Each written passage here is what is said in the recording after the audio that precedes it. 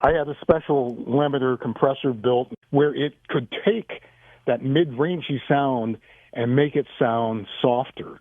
So on KOST, if there was a song that had a guitar bridge that was maybe too loud for the format, for the soft hits format, I could run it through the system and I could put the guitars in the background. I could soften everything down and take the edge off of them. And that is the voice of longtime Southern California program director Jhani Kaye. And last time we discussed how he got into the theater of the mind, as Stan Freberg called it. Also some cool stories behind the scenes at KROQ 101, where he was program director from 2006 to 2013. I have a programming guide I used to provide all of my air talent. And the first paragraph of it says, it is not the amount of things a radio station does correctly that makes it number one. It never has been, because college radio or Radio 101 does things correctly. It's the amount of mistakes a station makes that prevents it from being number one. So the station that makes the fewest mistakes will naturally rise to number one, all things being equal, promotion, marketing, whatever. And so I'm a detail-oriented program director. I listen every waking hour, not to catch people and call them on the hotline and bawl them out, although I will correct people on the hotline.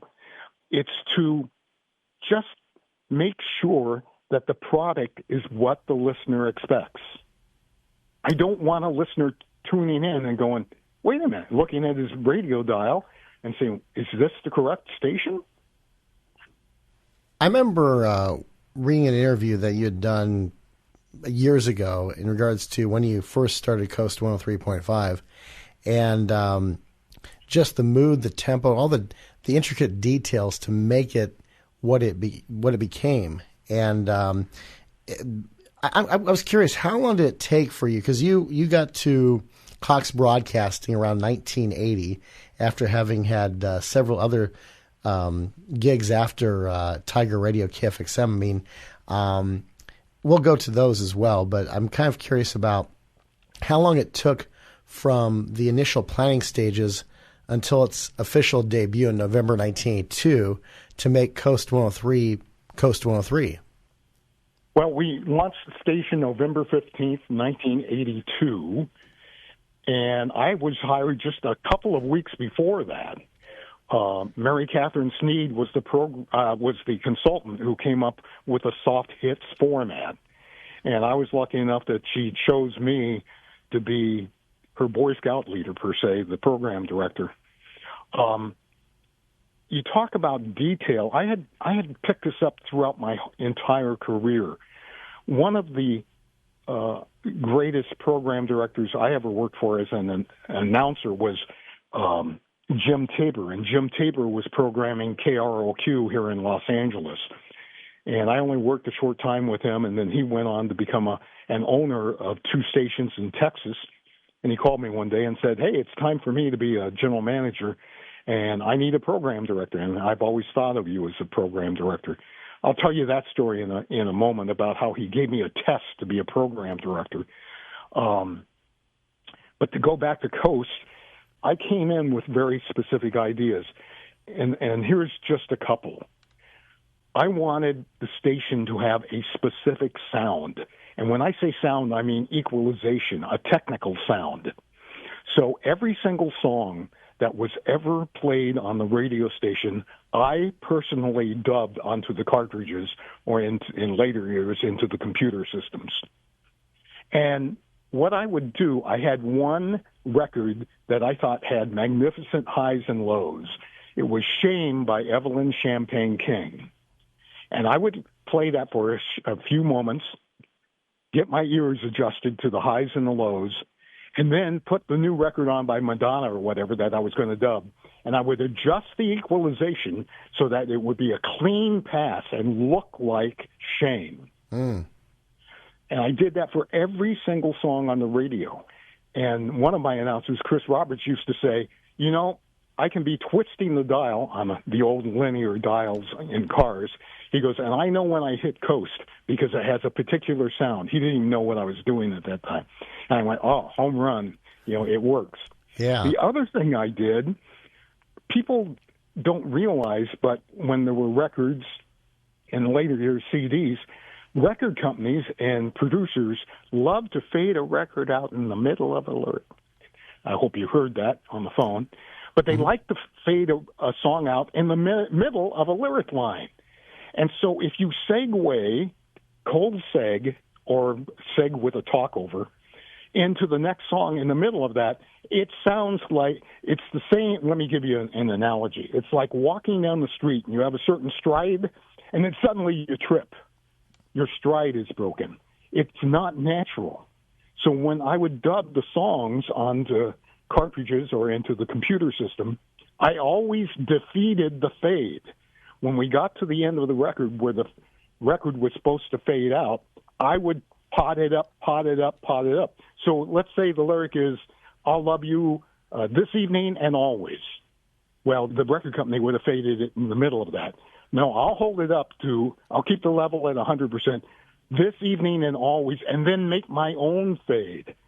And then, so it results in the announcer sagging the record at the end of a lyric line. And it's like, again, the walking example. You don't break your stride.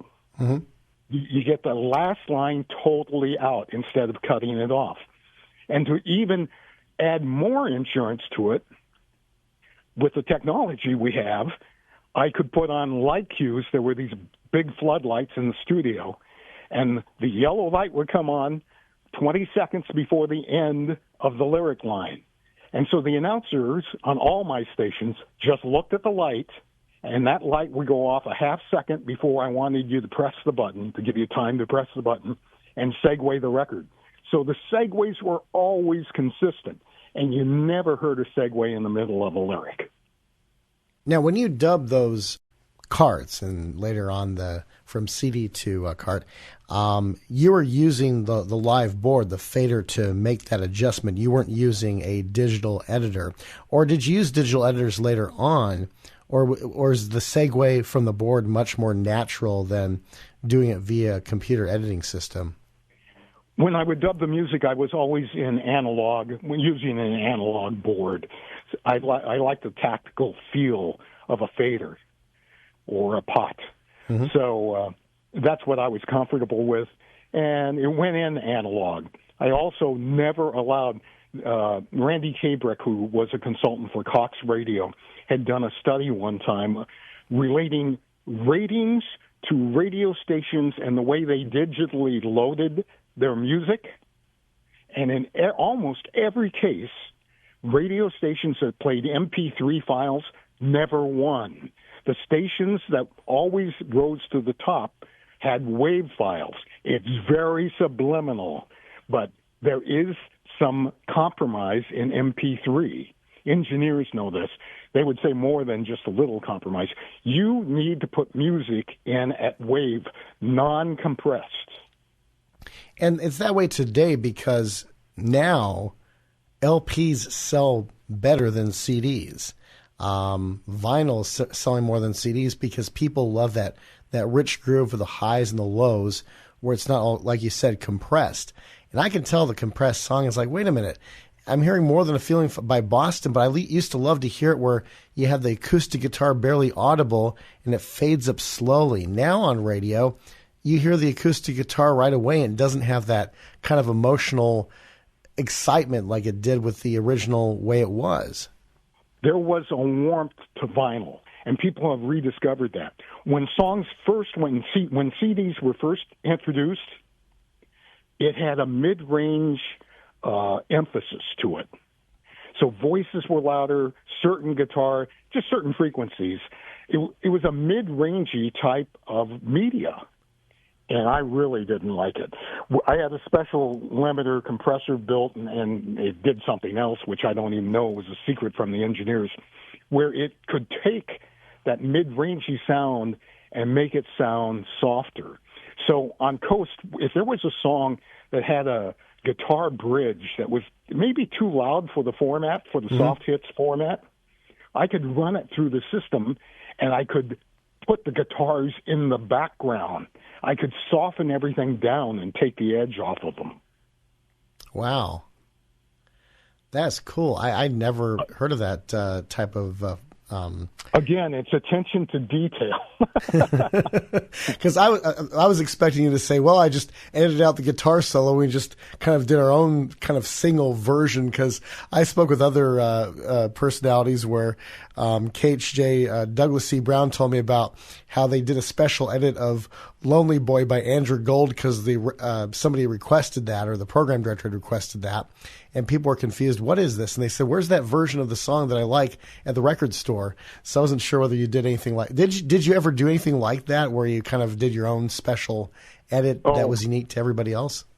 Many times I did. Now, only a couple, sometimes the artist, like in particular with KOST, there was a loud guitar bridge, and I wish I could remember the song. The title's escaping me right now. But I had to edit out the guitar bridge in the middle, so there was really no bridge. And the artist came in, and he says, I don't want you to play the song that way. Play the original version. I said, I can't, because it doesn't fit the format. And we went back and forth, and I kept saying, look, it's your choice. Here are the choices. Either I have to play the song without the guitar, this loud screaming guitar bridge, or I don't play the song at all. Your choice. I don't care. It's no skin off my nose. It's not my career, and I'm not making money on it. So there were other instances where the artists have come to me and actually asked me to produce their song. And there were, back in the days of vinyl, there are a few different songs that say Jhani Kaye edit on them. Now, you went over to 106.7 and 1500 KROQ, KROQ, and their program director was Jim Tabor. How did Jim become aware of your work? Oh, that's an interesting story, because I was music director at KFXM in San Bernardino, and of course every announcer from outside L.A. wanted to get to L.A. because there were only 3 markets that could really make a career for you, an announcer. That was New York, L.A., Chicago. In any event, whenever Jim would have an opening, the record people from San Bernardino would say, oh, you got to talk to this kid, Jhani Kaye, because they like me, I like them, and they would promote me. So one night I'm on the air at KFXM, the request line rings, and it's Jim Tabor, and he goes, I don't know who you are or what you're about, but you have some of the best friends in the world, and every time I mention an opening, they say, your name. So why don't you bring a tape in, and we'll meet. I have an opening. And I went, oh, my God. I was melting at that point. So I put together a tape that night, drove it into Burbank the next day when the studios were located over on Magnolia. And I'm sitting there, and I'm staring at his shoes beneath the desk because I can't look him in the eye as he's playing my tape. And as I'm listening to the tape, I'm going, oh, my God, this is awful. That's awful. That's awful. And he finally ends my misery by going over and stopping the tape recorder. And he knows I've driven about 100 miles to come in, so he's going to give me a couple minutes of his time. And he starts talking about just life in general. And where are you from? Where'd you grow up? And I said, Hemet. And he goes, Hemet? My grandmother's from Hemet. And immediately we kind of related for a moment. And he went back to the tape recorder, rewound the tape, and got to this one set. And he played it, he rewound it, played it, rewound it. He turned around and pointed in my nose and said, the rest of the tape is crap. But that's perfect. That's exactly right. He goes, you do that every single time and you have a job. You vary from that 1 ounce and I will fire you so fast your head will spin. I said, oh, my God, you're going to hire me. I can't believe it. It was amazing. I couldn't contain my excitement. I couldn't believe he was going to hire me on the spot. I tell that story to many air talents because the point is it really wasn't the tape that got me the job. It rarely has been when I was an announcer. It was my personal connection with the person across the desk, the general manager, the program director, whoever was hiring. And it's so important and almost impossible to do here in the 2000s to get across the desk from someone. But that impression can mean so much. It's what you don't say about wanting the job that gets you the job very often. Jim Tabor later wanted to make me the assistant program director of the station to him, and he gave me a little test. My best friend in radio was Chris Roberts. Chris and I had been at KFXM where he did middays and I did evenings. Then Chris got me a job at Cute 102 in Los Angeles. And Chris, I respected so much, and we were good buds in radio. I remember in San Bernardino, we would talk about our careers and how we wanted to excel. And we were both 20 years old. And we said, if we can get into L.A. by the time we're 30, we'll be great successes. Well, both Chris and I got into L.A. at 22. So we were on top of the world. Back to the Jim Tabor story. So Jim, I didn't realize, was giving me a test to be a program director. He goes, over dinner one night, he goes, who's your best friend in radio? I said, Chris Roberts.